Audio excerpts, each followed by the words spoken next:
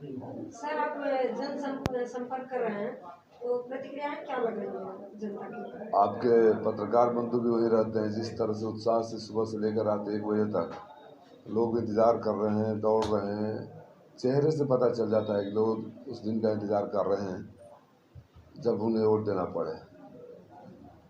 कल ओम प्रकाश राजभर का एक वीडियो वायरल हो रहा है सर, उस बारे में क्या कहेंगे? क्या है वीडियो का तो रोज ही वायरल होता है, सुबह दोपहर शाम, खाने से पहले खाने के बाद। जो उन्होंने बोला है क्या बोला बताइए तो अभी। कौन? वो किसी का है नहीं। और एक बार बता दे रहा हूँ, आप भारतीय जनता पार्टी के कार्यकर्ताओं को मैं संदेश भी दे रहा हूँ कि कुछ भी कर लो, 5 तारीख से ओम प्रकाश राजभर फिर आपको गाली देंगे। पहले भी गाली देते थे, फिर 5 तारीख से गाली देंगे। जब परिणाम आएगा तब गाली देंगे। तो वो तो बार बार गाली देने के बाद स्वीकार कर रहे हैं, तो उसके लिए क्या करें? कौन स्वीकार कर रहा है?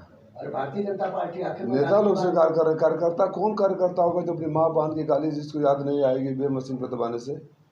कौन? आप अगर भारतीय जनता पार्टी का कार्यकर्ता हो तो भूल जाओगे माँ बहन की गाली, जूते की मार खाने की बात करना। तो आखिर में अगर भूले नहीं होते तो विरोध नहीं होता क्या है? अब आपको लग रहा है कि विरोध नहीं हो रहा है। जितने उनके साथ वाले चल रहे हैं वो भी हमको वोट दे रहे हैं। जो मजबूरी में जिनको धौंस दिखाकर साथ लेकर घूम रहे हैं उनका, उनके परिवार का वोट भी हमको मिलेगा। वो तो बार बार कह रहे हैं कि मलाईदार पद हमारे पास है और सबको हम इकट्ठा कर देंगे। मलाई के अलावा कुछ सोच ही नहीं सकते।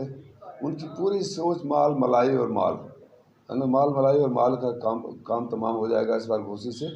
आगे से माल मलाई लायक रहेंगे भी नहीं हो। बार बार कह रहे हैं कि हमने तो शेर का बच्चा शेर पैदा किया है। भैया मैं इंसान हूँ, मेरे बाप भी इंसान थे। वो कभी अपने को सांड बोलते हैं, कभी गाय बोलते हैं, कभी तोता बोलते हैं, कभी शेर बोलते हैं। वो फैसला कर ले वो हैं क्या। मैं इंसान का बच्चा हूँ और इंसानियत से भरपूर हूँ, और इंसानियत ही सबसे बड़ी ताकत होती है।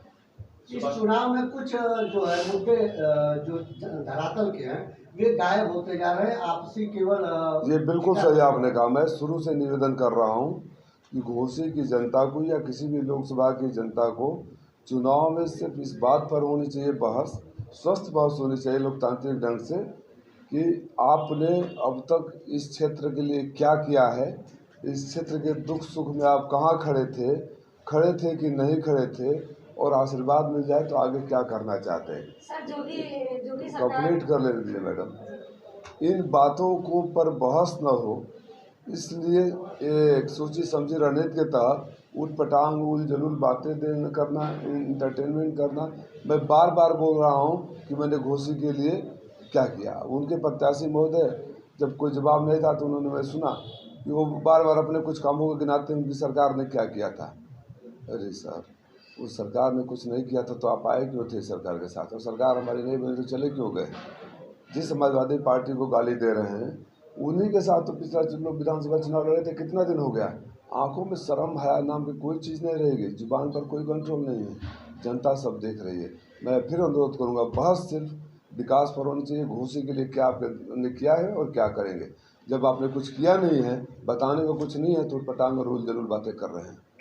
जी, अरविंद राजभर जी कह रहे हैं कि चुनाव के बाद राजीव राज बंगलौर रवाना हो जाएंगे, दिखाई नहीं देगा। ठीक है, वो कहने तो अच्छी बात है। राजीव राज जीत जाते हैं चुनाव तो उसी में पहला कार्य कौन सा करेंगे? पहली बात का जवाब दे दूँ ना।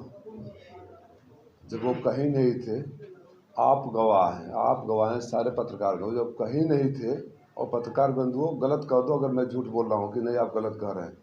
जब यहाँ कहीं कोई नहीं था तो कोरोना काल में राजीव रहा था, लॉकडाउन में राजीव रहा था, महोत्सव में ट्रेन दुर्घटना हुई तो राजीव रहा था, बाढ़ है तो राजीव रहा था, दुर्घटना हुई राजीव रहा है। और आप जहाँ बैठे हो यहीं से एक व्यक्ति संतोष राय बैठकर दिन भर गरीबों का इलाज कराते हैं। तो कौन कहाँ जाएगा, जनता और कौन कहाँ था, ये जनता तय करेगी। ठीक है, उनका बड़बोलापन उनको मुबारक हो। थोड़ा सा धरातल पर रहेंगे तो उनका अभी उम्र कम है, भविष्य हो सकता है, लेकिन चलो इस बात को भी गलत तरीके से ले लेंगे। दूसरा सवाल क्या कर रहे थे आप? आप जीत जा रहे हैं तो घोसी में पहला कार्य कौन सा होगा? सबसे पहला कार्य हो, देखो ये किसानों का बुनकरों का जादू की छड़ी तो नहीं कि आज मैं जीत गया और कल बटन दबा दूंगा। झूठ बोलना और बड़बोलापन मेरी आदत नहीं है। किसानों का बुनकरों का इलाका है। किसान जाड़े में खेत की रखवाली जानवरों से, गर्मी जिस तरह से खेत जर्जर उससे कर रहे हैं। इनके लिए क्या बेहतर उपाय किया जा सकता है? इनकी आमदनी दोगुनी करने के लिए हम कानून लाएंगे। इनकी बेहतर विद्युत व्यवस्था करेंगे। आप कल्पनाथ राय जी के गांव में चले जाइए, आग लगा था, लगातार मैं आवाज़ उठा रहा हूँ, कोई सुनने वाला नहीं है। और बुनकरों की हालत ये हो गई है कि वो भुखमरी के कगार पर खड़े हैं। फ्लैट रेट ज़्यादा बढ़ा कर दिया, ख़त्म ही कर दिया, और जीएसटी लगा दिया, जरी का काम ख़त्म हो गया। उनके वापस बिजली बिल वही हो, उसके लिए प्रयास करेंगे। उनको जो भी सुविधा मुहैया कराए कि ये लघु उद्योग फले फूले, उसका काम करेंगे। लाखों लोगों को रोज़गार देता है। नौजवानों की बड़ी बेरोज़गारी की समस्या है, उनको ट्रेनिंग दिलवा कर गवर्नमेंट वैकेंसीज में अगर उत्तर प्रदेश सरकार करती है तो करती, नहीं तो हमारी केंद्र सरकार 30 लाख भर्तियों की घोषणा कर चुकी है।